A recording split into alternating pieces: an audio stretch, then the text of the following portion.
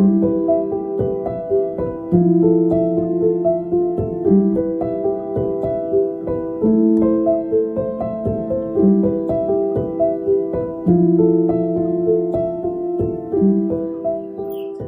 प्यारी साध संगत, हम सब के जीवन में जब से हमने जन्म लिया है तब से लेकर आज तक, और जितने भी लोगों को हम जानते होंगे, सबके जीवन में आज के समय में कलयुग में एक बड़ी भारी यात्रा, एक बड़ी भारी भाग दौड़ दिखाई देती है। बहुत से लोग ऐसे होंगे जो परमात्मा को मानते होंगे, बहुत से लोग ऐसे होंगे जो नास्तिक होंगे। कोई परमात्मा को किसी वजह से मानता है, किसी कारण से मानता है, किसी को कुछ चाहिए, किसी को कुछ चाहिए। सबका उस परमात्मा को याद करने का लक्ष्य एक जैसा नहीं है। अगर आप किसी से पूछें कोई पूजा क्यों करता है, कोई व्रत क्यों रखता है, कोई उपवास क्यों रखता है, कोई यात्रा क्यों करता है, तो सबके लक्ष्य, सबकी वजह अलग अलग होगी। हुजूर कहा करते थे, दुनिया का हर एक जीव, हर एक इंसान, चाहे वो कहीं जन्मा हो, उसके जीवन में एक यात्रा, एक बहुत बड़ा सफर, जिस पर वो जब से उसने जीवन संभाला है तब से वो चल रहा है। और जब आप गौर करेंगे तो आप पाएंगे कि हमारे इस जीवन में कुछ चीजें ऐसी हैं जो हमें बार बार करनी पड़ती है। सुबह से लेकर शाम तक बहुत से ऐसे काम हैं जो हम दोहराते हैं। खाना पीना, सोना जागना, नौकरी करना, परिवार का पालन पोषण करना, लगभग हर रोज हमारे जीवन का एक बहुत बड़ा हिस्सा ऐसा है जिसे हम बार बार दोहराते हैं। क्यों दोहराते हैं? हमने शायद बहुत ज्यादा इस प्रश्न पर विचार नहीं किया होगा, और अगर किया भी तो विचार सिर्फ इतना कि हमने इस जीवन में जो भी हम कर रहे हैं उससे सुख भोगना है। परिवार बनाया तो परिवार का सुख मिले, हमारे घर में अच्छी नौकरी हो गई तो उससे आने वाले सुख सुविधा के साधन बने, पैसे आए, पैसे से दुनिया की और कीमती चीजें खरीद पाए और सुख मिले। दुनिया के बहुत सारी चीजों में लग करके हम निरंतर चलायमान स्थिति में कुछ पाना चाहते हैं। वो पाना क्या है, वो पाना किस वस्तु का नाम है, बहुत ज्यादा कोई इस पर विचार नहीं करता। संतों का दृष्टिकोण जीवन में अपने इस जीवन को समझने के लिए बना है। आखिर हम कोई काम क्यों करते हैं? अगर हम नौकरी पर गए, बहुत पैसा कमाया, सुंदर घर बनाया, बढ़िया गृहस्थी बनाई, परिवार अच्छा हो गया,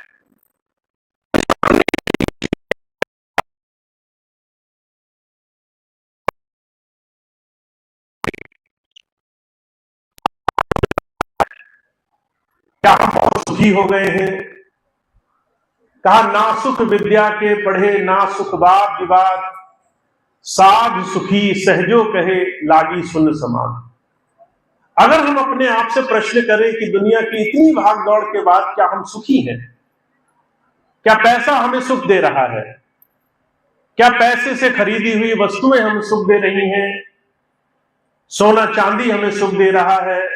बैंक बैलेंस हमें सुख दे रहा है?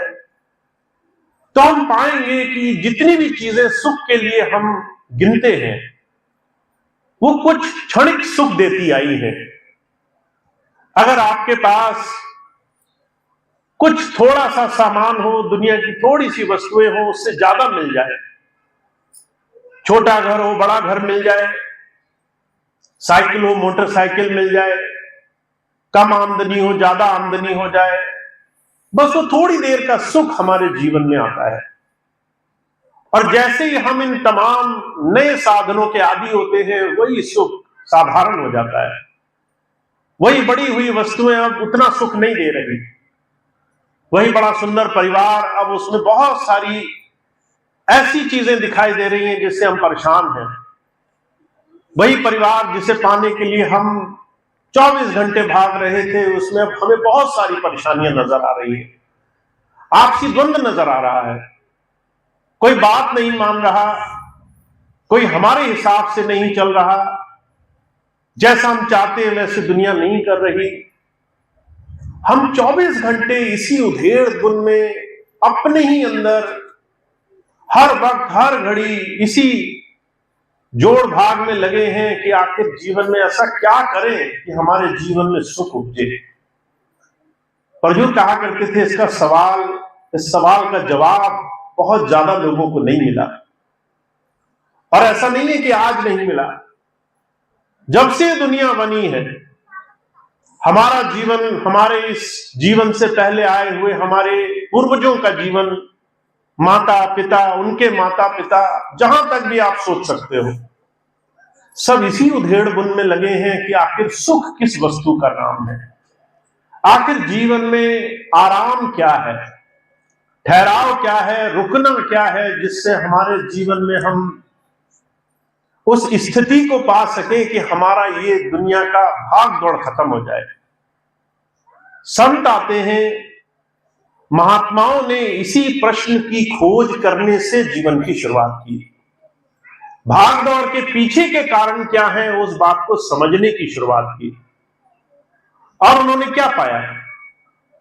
गुरु नानक देव जी महाराज ने कहा है, नानक दुखिया सब संसार, सो सुखिया जिन नाम आधार। अगर आपको लग रहा है कि दुनिया में और पाने से सुख मिलेगा, तो ये एक बहुत बड़ी भूल है। दुनिया में कोई भी इंसान और पाकर के सुखी नहीं हुआ। जो आज आपके पास है उससे और ज्यादा मिल जाए, ये कोई सुख पाने की कोई कुंजी नहीं है। आपके पास जो आज है वो चीज और ज्यादा मात्रा में आपको मिलेगी, सुख पाने की कुंजी नहीं है। संतों महापुरुषों ने जान की, खर्च कर दुनिया को पाने के 24 घंटे लगे रहो, चाहे आप सारा जीवन श्रम करते रहो, आपकी भाग दौड़ नहीं खत्म होगी, आपको संतोष नहीं मिलेगा। जीवन में दुनिया की कोई वस्तु आपके मन में सुख नहीं पैदा करेगी, सुख नहीं उपजेगा।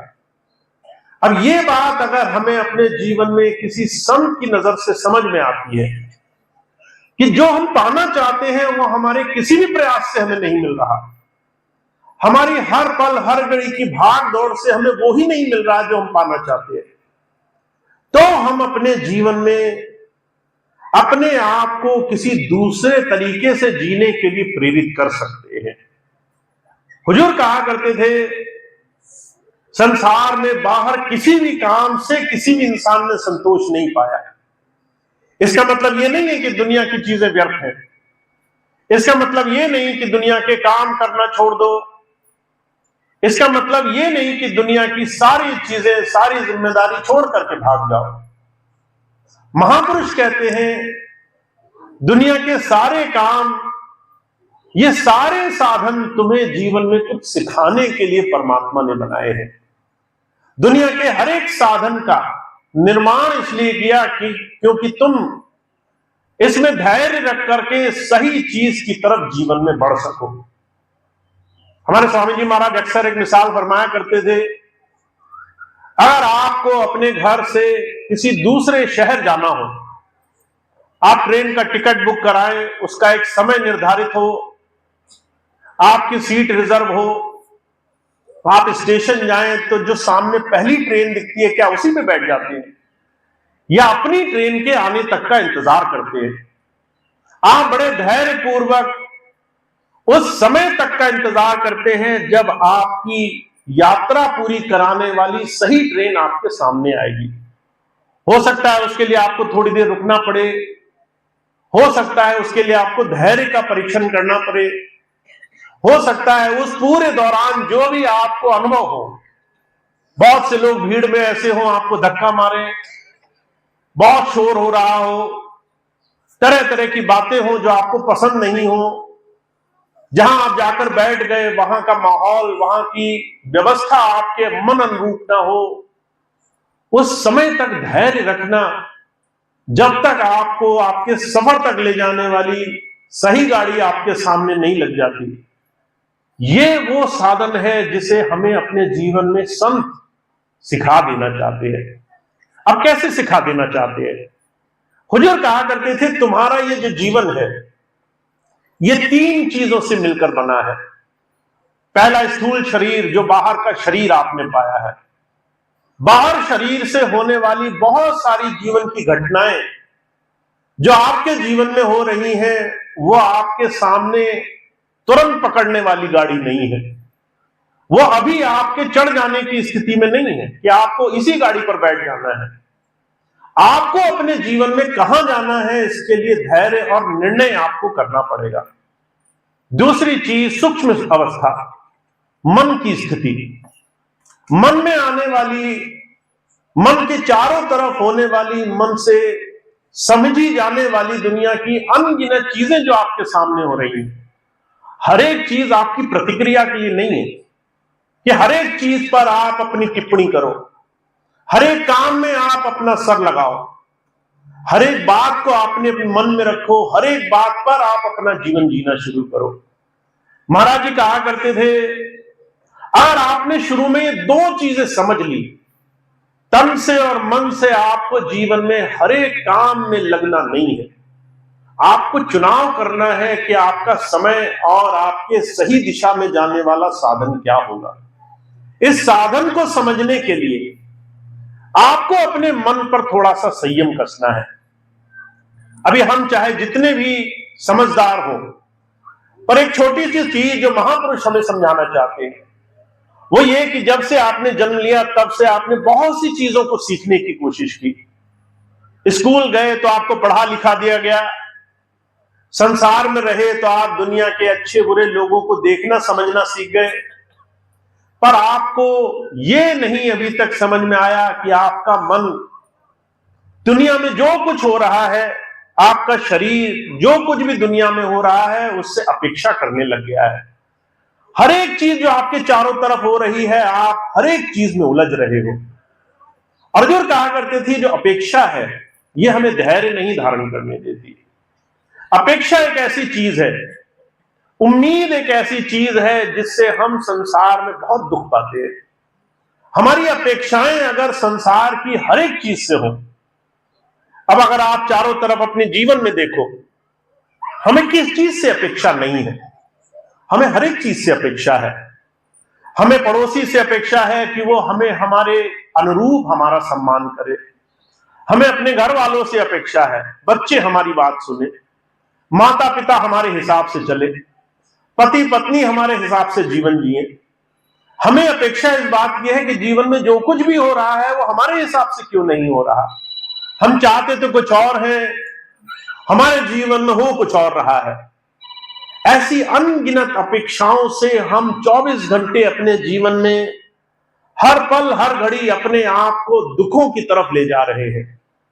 हुजूर कहा करते थे, अपेक्षा से एक और चीज निकलती है। जब आपके मन के हिसाब से कोई काम नहीं होता तो आप हर एक चीज में दुखी हो करके, जैसे कोई इंसान अगर किसी को कोई बुरी बात बोल दी जाए तो अंदर ही कुंठित होने लग जाता है, कष्ट में भर जाता है। हुजूर कहा करते थे, हम जब हमारे मन की चीज पूरी नहीं होती तो हम अंदर से जले फुके, दुखी, परेशान, आहत संसार में उपेक्षा करने में लग जाते हैं, बुराई करने में लग जाते हैं। हम हर एक चीज पर टिप्पणी करने लग जाते हैं, हर एक चीज को गलत ठहराने लग जाते हैं। पर हुजूर कहा करते थे, अगर तुम्हें यह बात समझ में आ जाए कि जिस जीवन में तुम हो वो जीवन किसी साधारण मनुष्य ने नहीं बनाया।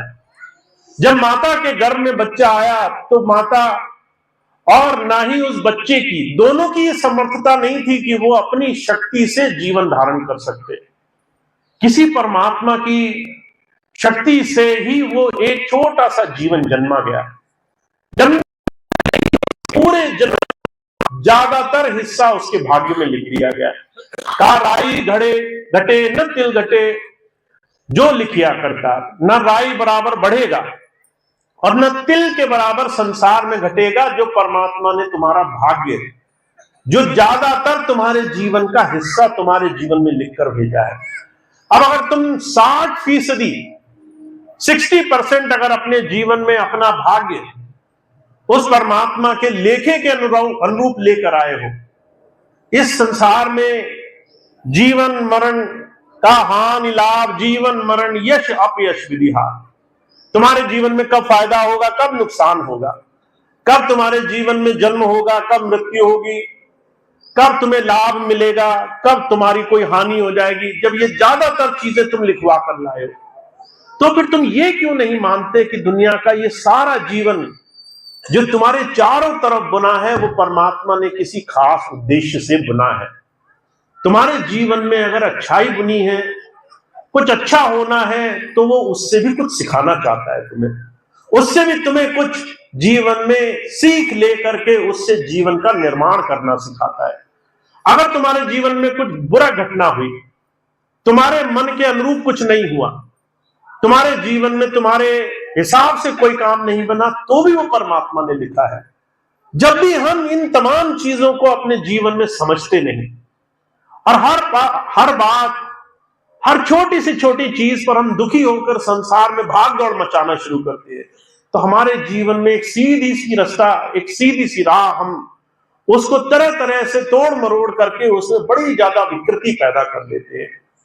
हुजूर मिसाल फरमाया करते थे, कहा करते थे, परमात्मा अगर किसी को कुछ सिखाना चाहता है तो वो आपको आपके जीवन में चुनौतियों के साथ जोड़ना शुरू करता है।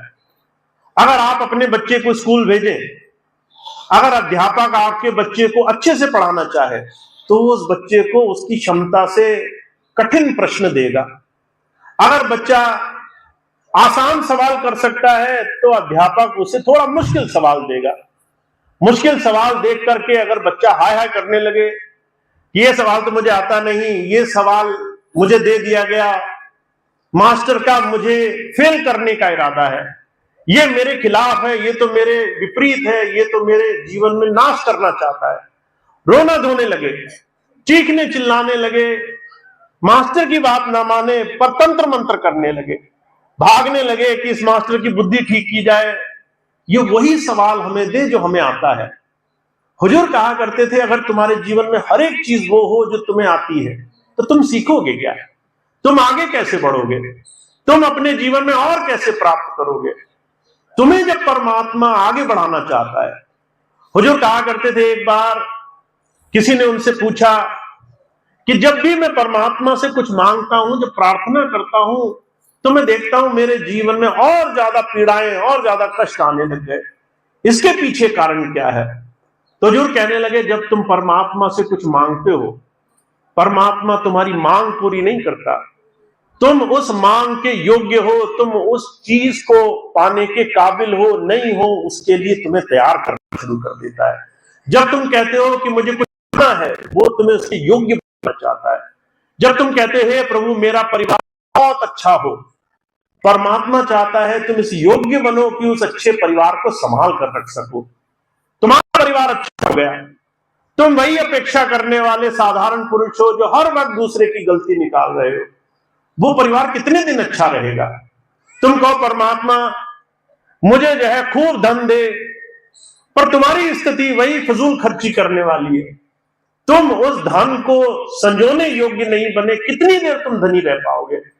तुम कहो हे परमात्मा मेरे बच्चे बड़े योग्य बन जाएं, तुम हमेशा उनकी खामियां निकालने वाले बने रहे, वो बच्चे कितनी देर तुमसे प्यार से बात कर पाएंगे।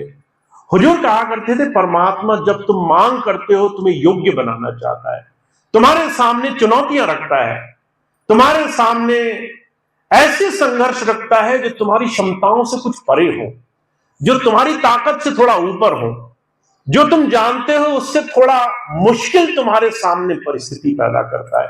आज आप देखें चारों तरफ, मैं हजारों ऐसे लोगों से मिलता हूं, अगर जीवन में उसके हिसाब से एक चीज ना हो तो पहली चीज उपेक्षा शुरू होती है, मन में गालियां देना शुरू करते हैं।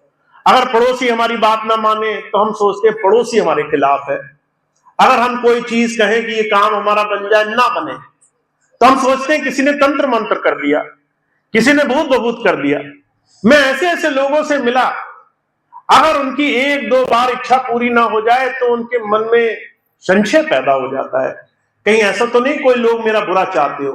लोग तरह तरह की पूजा पाठ में लग जाते हैं, तरह तरह की यात्राओं में लग जाते हैं, कभी इस भगवान, कभी उस भगवान, कभी उस भगवान के पास, जैसे अनगिनत भगवान हो, भगवानों की श्रेणियां अलग अलग हो, जैसे भगवानों के प्रकार अलग अलग हो, और उन अलग अलग प्रकार के भगवान पे जाके तुम्हारा भला हो जाएगा।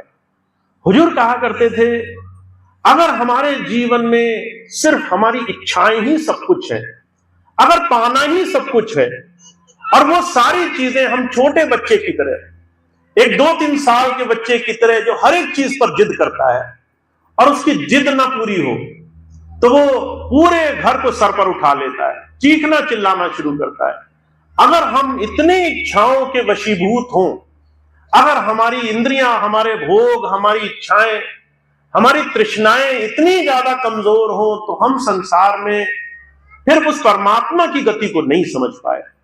हुजूर कहा करते थे, जब संत आते हैं ये दृष्टिकोण हमें समझाना चाहते हैं, तुम जहां हो तुम बिल्कुल सही जगह हो। तुम्हें परमात्मा ने जिस भी किरदार में डाला है, दूसरों से अपनी तुलना मत करो। तुम्हारे पास जो है तुम्हारे पड़ोसी के पास तुमसे ज्यादा होगा, तुम्हारे पास, तुम बहुत पढ़े लिखे होगे, फिर भी तुम्हारे पड़ोसी को कम पढ़ा लिखा होने के बाद भी ज्यादा मिल रहा होगा। तुम बहुत अच्छे रास्ते पर चल रहे होगे, तुम्हारे किसी जानकार को 1000 गलत काम करने के बाद भी तुमसे ज्यादा समृद्धि मिली होगी। तुम 1000 कोशिश करोगे कि मुझे मेरी मेहनत के लिए सफलता मिल जाए, तुम्हारे पास किसी बैठे हुए आदमी को बिना कुछ किए सफलता मिल रही होगी। कभी जब तुम अपनी तुलना किसी दूसरे से करोगे और उसकी तुलना करके उसकी तरीके से बनने के लिए जीवन में 1000 तरीके से जीवन में प्रयास करोगे, हुजूर कहा करते थे, जो तुम्हें अवसर दिया परमात्मा ने, तुम उन्हें छोड़ बैठोगे।